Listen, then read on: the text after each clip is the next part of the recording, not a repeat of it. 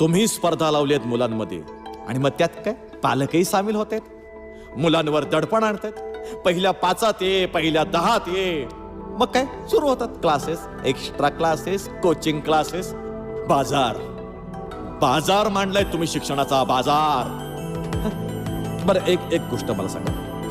माझ्या एका मित्राला शिल्पकार व्हायचं होतं, पण SSC ला तो सायन्स मध्ये फेल झाला, म्हणून त्याला JJ स्कूल ऑफ आर्ट्स मध्ये ऍडमिशन घेणे शक्य झालं नाही.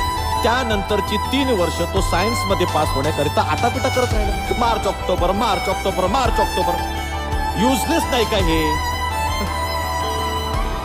ज्या विषयाचा शिल्पकलेशी काही एक संबंध नाहीये, त्या विषयासाठी आयुष्याची 3 वर्ष वाया घालवली त्याने. घालवली की नाही? माझ्या मित्राला नापास ठरवण्याचा हक्क कोणी दिला तुम्हाला? प्रत्येक विद्यार्थ्याला त्याला आयुष्यात काय व्हायचंय हे ठरवण्याचा हक्क नको?